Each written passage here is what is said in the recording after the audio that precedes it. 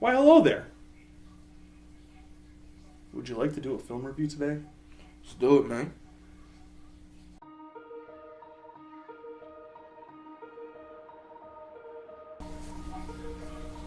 Hi, I'm Chris. This is Crack. This is another episode of 4 minute and 20 second film reviews. Yo. What did we watch? Well, this week we did a collab with the homie BMNF out on BMNF's Nasty Finds. So we both watched the same flick. We're gonna upload his to our channel, and we're gonna upload our review to his channel. You know what I mean? So this week we watched Mai-Chan's Daily Life, directed by Sade Sato. Yeah. Now Daniel Kami sent us this DVD. Yes. It was released by Midori Impulse. What? So shout out to Oliver George. Yeah. And it is an insane package. It's got a little booklet attached to it. Mm-hmm. It's a PAL DVD, so we had to go and dig up a PAL player to watch it, but it was worth it. Oh yeah. So here comes Bear in Mind. Yeah, take it from here, bro. What up, BMNFGs? Yeah, I'm Baron Mind. Welcome back to a special sort of collab edition, I guess you could call this shit. This one's teaming up with my good friends over at 4 minutes 20 Reviews. Big shout outs to Christopher Bucci and Crack Sizzler, man, for getting out at me, getting me involved. We decided between us that we were going to review this motherfucker. This one goes by the name of Mai-Chan's Daily Life. Now, what I'm going to try and do is review this movie in the style of 4 minute 20 Reviews. What they tend to do over there is they have this sort of uncut, speaking to the camera sort of review style. Crack Sizzler's fucking dope, man. I'm arguably not going to be as good at him, but he loved my fucking British accent, so why not, yeah? We're going to jump into this one anyway. It's directed by Sade Sato, based on a comic by Waiter Uziga. My pronunciation probably isn't the best, but there you go. I happen to know that this film's based on a sort of Euro manga. What that means is a sort of erotic, gory sort of manga that came out, I think, back in the 90s actually. It's actually pretty stunning. The pack itself comes with a sort of a booklet inside there, features various different stuff from the manga if you guys are interested in that. Pretty cool to check out. It's all in foreign language on the media book, unfortunately, but yeah, I'm sure there'll be a British release out there soon. Anyway, what 4 minutes 20 Reviews tend to do over at their channel is they put up a clock with 4 minutes 20 on there, and the idea is to review the film by the end of that 4 minutes 20. So if we can have 4 minutes 20 on the clock, I'm going to attempt to tell you a little bit more about Mai-Chan's Daily Life. The basic idea with this one is there's this girl who's searching for a job on the internet. She's alone in a sort of bedroom, clicking on these different fucking Craigslist or something on there. Anyway, she comes across this job that requires a sort of housemaid.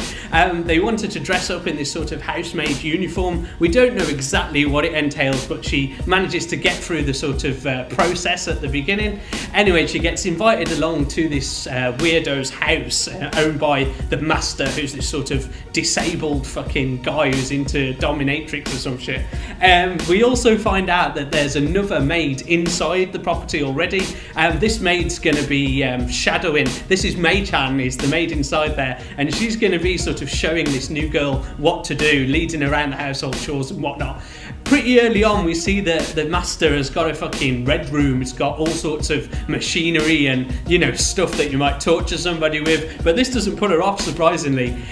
We get a bit more detail as the master is sort of instructing the maid to show her how to drink out of a bowl like a cat, wearing these furry ears even. She got these sort of furry ears on, down on her knees, lapping up at the bowl. There's a lot of sort of upskirt shots that you get in this one that I imagine a few of you will be fans of. I quite like that shit as well, can't lie. And basically we get to the point of learning that Mai-Chan, the maid inside there already, has this weird sort of Wolverine-esque healing power.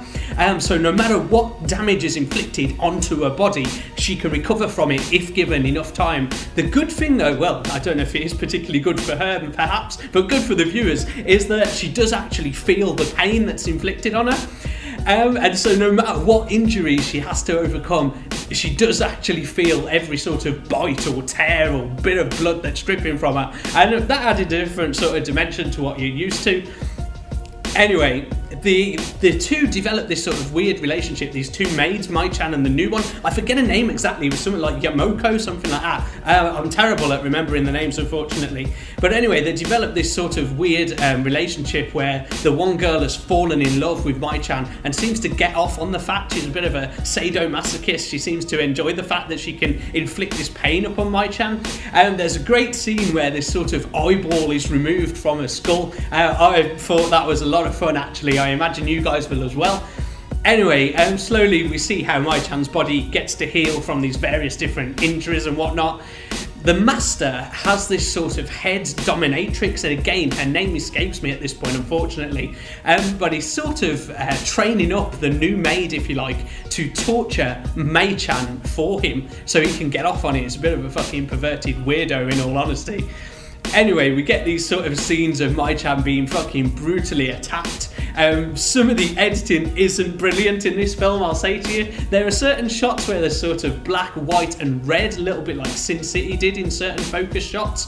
And that sort of paint cinematography, it does work well when it's used, but there are times where the black and white just fades completely from the colour, and the cuts are just literally like boom, boom, that's it. There's no in-between, no blending, anything, and it was quite poor in that sense, I guess, for the cinematography. We do get to this grand sort of finale eventually of what I'd like to call the guinea pig scene. The reason I refer to it is that in Flower and Flesh and Blood, obviously this Japanese female's tied down to the bed. She's hacked into a load of sort of pieces, various dismemberment and whatnot inside there. I've noticed it recurring in quite a few Asian films that I've watched recently. Literally about 5 or 6 that I've watched lately have got that same scene in. And this one's no fucking different, I'll be honest with you. It does have a brutal scene of them cutting her up. She sort of dismembered, the intestines and organs and whatnot are pulled out of her body. And then, yeah, the weirdo fucking slave master sort of gets off on it. And then we're sort of treated to the fact that the new maid actually still wants to almost have this relationship with Mai-Chan, and she sort of gets off on it. And the weird thing about this one is that the same thing happens every single day of her life. She literally gets torn to shreds by these various people who get off on watching it, and then she recovers and she has even more brutality inflicted upon her. That is Mai-Chan's daily life. There's a lot of fucking gore in this one, a lot of stuff that you guys will enjoy. I had a whole lot of fun watching this one. As I say, the editing isn't fucking brilliant, but who gives a shit, man? That's not the point with this film. The point is the fucking gore. I haven't actually read the mangas and whatnot, but I'd be interested in checking that shit out at some point, definitely. Anyway, I think I've fucking gone over the 4 minutes 20 talking about the film. If you're a big fan of this shit, check it out, man. If you're a fan of your gore or your sort of Eroguro type of stuff, by all means, man, fucking cop a copy. Yeah, a lot of good extras and shit in this one, actually. Director's cut and whatnot, interviews. There was some sort of behind the scenes type of stuff as well I did check out on the end of the DVD. But yeah, other than that, it's a fucking one watch only for me, unfortunately. But I did have a lot of fun watching it, man, and that says a lot. Until next time, guys, I guess that's me out.